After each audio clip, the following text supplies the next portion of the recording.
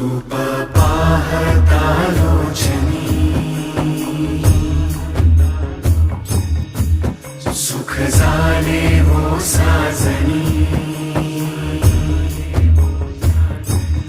तो हा विठ्ठल बरवा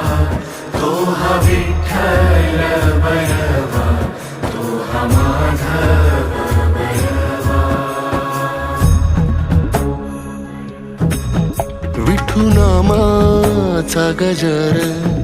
डोईवरी ती तुळस पंढरीचा रे कळस